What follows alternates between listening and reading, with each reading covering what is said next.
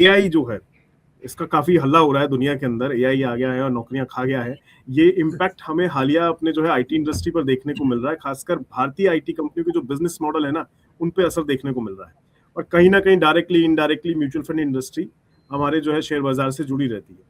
तो हाँ क्या जी। लगता है आपको म्यूचुअल फंड इंडस्ट्री दबाव में है आईटी की वजह से, आपको ऐसा लगता है? और एआई की वजह से कोई इम्पैक्ट पड़ता दिख रहा है आपको म्यूचुअल फंड इंडस्ट्री पे? सो एआई एक रियलिटी है, तो उसको नकारा नहीं जा सकता है, ठीक है? और एआई इनफैक्ट आपके जो काम है वो तेजी से कर सकता है।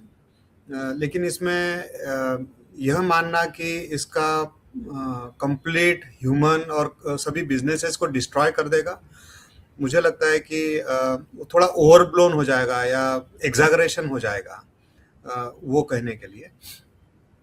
इनिशियली कुछ इम्पैक्ट होता है।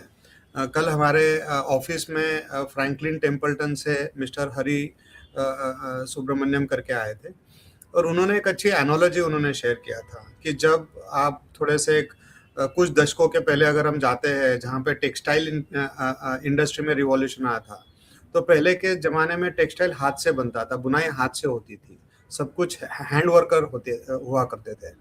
फिर उसके बाद में मशीन रिवॉल्यूशन हुआ है, काफ़ी सारी चीज़ें मशीनों से बनने लग गई है। जब वो ट्रांजिशन फेज आया, तो उस ट्रांजिशन फेज में जो कारीगर जो हाथों से बुनाई करते थे, उन्होंने उस चीज का अगर ट्रांजिशन नहीं किया है तो उनकी जॉब गई है। और जिन लोगों ने उस ट्रांजिशन को किया है उन्होंने प्रॉस्परस उनकी काफी तरक्की हुई है। तो ये सेम सिमिलर सिचुएशन हर बार हुई है। ऐसा एक अकेला सिर्फ टेक्सटाइल इंडस्ट्री से रिलेटेड नहीं है। अगर आप एग्रीकल्चर इंडस्ट्री से रिलेटेड जाइए, आप इवन हॉर्सेस पहले के जमाने में, अभी ऑटोमोबाइल्स है, हम गाड़ियों में करते हैं, पहले बग्गियां चलती थी, तो हमें ऐसा लगता था कि पूरे कहीं ये बग्गी चलाने वाले ही चले जाएंगे। इनफैक्ट अभी लेटेस्ट आप एग्जांपल लीजिए, हमारे यहाँ पे एटलीस्ट मुंबई में काली पीली टैक्सियां हुआ करती है, ठीक है? लोगों को लगता था कि ये ओला उबेर आने की वजह से सबकी जो इनकम है वो चली जाएगी। अब जिन लोगों ने वो काली पीली छोड़ के अगर किसी ने अगर ओला उबेर चलाना चालू किया है, और अगर आप मानोगे नहीं रोहित जी, ओला उबेर जो चला रहे हैं हमें लगता है, लेकिन उनकी इनकम जब भी मैं जाता हूँ और मैं पूछता हूँ, वो महीने का तकरीबन 75,000 से 1 लाख रुपया कमाते हैं। तो इन्हांसमेंट होता है हमेशा, पहले हिचक जरूर होती है, पहले हमें हो हल्ला जरूर होता है, और हमेशा लोगों की नजर हो हल्ले की तरफ ज्यादा रहती है। तो चूंकि निफ्टी के अंदर भी अगर आप देखते हैं तो IT IT as a sector का वेट ऑलमोस्ट 10% है। आईटी कंपनियों के अंदर अगर आप इन्वेस्टमेंट देखते हैं टोटल इक्विटी का, तो ऑलमोस्ट 2 लाख से 3 लाख करोड़ का इन्वेस्टमेंट है। उससे ज्यादा होगा इन माय ओपिनियन। तो पिछले पिछले अगर आप एक महीने में देखते तो ऑलमोस्ट इनफैक्ट 2-3 लाख करोड़ का आई थिंक लॉस हुआ है, if I am not wrong. तो आई थिंक ये होल्ला उसके तरफ नजर देखना जरूर जरूरी है। आपके बिजनेस के डायनामिक चेंज हो सकते हैं टेक्नोलॉजी कंपनीज के, बट मुझे नहीं लगता है कि ये सब कंपनियां चली जाएगी। इनफैक्ट मैंने कल एक अच्छा आर्टिकल पढ़ा, बहुत सारे जगह पे जो डिस्ट्रप्शन होता है वो जो नई स्टार्टअप कंपनियां करती है, इनकम्बेंट जो रहते हैं उनको बहुत तकलीफ होती है। लेकिन ये जो एआई का रिवॉल्यूशन हो रहा है, मुझे ऐसा लगता है कि जो इनकम्बेंट्स है, जो पुरानी कंपनियां हैं, ये पुरानी कंपनियां ऑलरेडी इसके अंदर घुस चुकी है, पहले इन्हीं को करना है, पहले इन्हीं को चेंज लाना है। तो मैं तो इसको थोड़ा ऑप्टिमिस्टिक तरीके से देखता हूँ, पॉजिटिव तरीके से देखता हूँ। आपको अगर आप निवेशक अगर है, तो निवेशक को क्या चाहिए वो चॉइस करना इम्पोर्टेंट है। आपको अच्छी न्यूज चाहिए या आपको अच्छा प्राइस चाहिए? अगर आप निवेशक हैं तो बेशक आपको अच्छा प्राइस चाहिए। अगर आपके पास में अच्छा प्राइस आ रहा है तो आप इन्वेस्टमेंट करिए। तो मैं इसे पॉजिटिव तरीके से लेना चाहूंगा।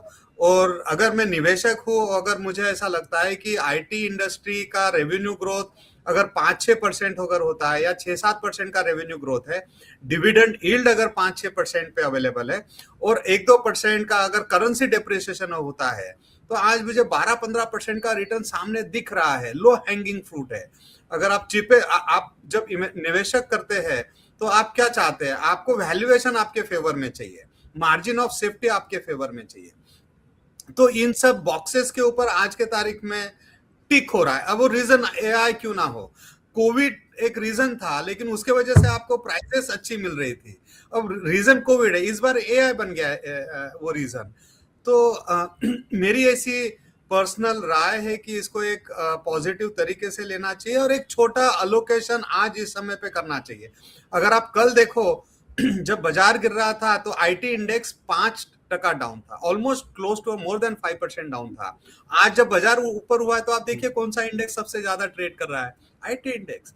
तो जब बाजार रिवर्स होगा तो जो पीटा हुआ सेक्टर है वो सबसे ज्यादा ग्रोथ करेगा। तो यहीं पर मैं रुकना चाहूंगा। एग्जैक्टली मतलब डरने जैसी कोई बात नहीं है। कोई नई चीज आती है तो वो अगर कुछ का कुछ नेगेटिव साइड है तो दैट डजंट मीन कि वो सब कुछ खराब ही कर देगी। पॉजिटिव साइड भी होता है और कई बार वो कई गुना ज्यादा होता है बदलाव के लिए। तो सी ये इसमें क्या हो बिल्कुल जाएगा सर कि ने हर जैसा कोई कंपनी ये चाहता है, हम भी चाहते हैं। हम पैदल चलते थे, फिर हमने साइकिल इनोवेशन किया, हम्म फिर हमने मोटर बाइक इनोवेशन किया, फिर हमने कार इनोवेशन किया, फ्लाइट है, अब हम हाइपरलूप भी देख रहे हैं। ठीक है, मतलब मैं चाहता हूं कि मुझे 12 घंटे की यूएस की जर्नी नहीं करनी है, क्या मैं 10 घंटे के अंदर या मैं 5 घंटे के अंदर जा सकता हूं क्या? तो हम सब ये इनोवेशन क्यों कर रहे हैं?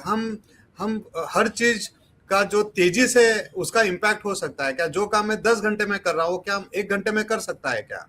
तो ये तो ह्यूमन का टेंडेंसी है, क्योंकि हम अकेले प्राणी ऐसे हैं जिसके पास में भगवान ने बुद्धि दी है और उसका हम पूरा यूटिलाइजेशन कर रहे हैं, बेटरमेंट के लिए कर रहे हैं, पूरा ह्यूमन लाइफ को बेटरमेंट के लिए कर रहे हैं। तो एआई मुझे ऐसा लगता है वो चीज आएगी, उससे आई एम डेफिनेटली इनिशियली कुछ डिस्ट्रप्शन होगा, बट इवेंचुअली मुझे ऐसा लगता है वहां पे काफी सारी बेनिफिशियल चीजें हो सकती है।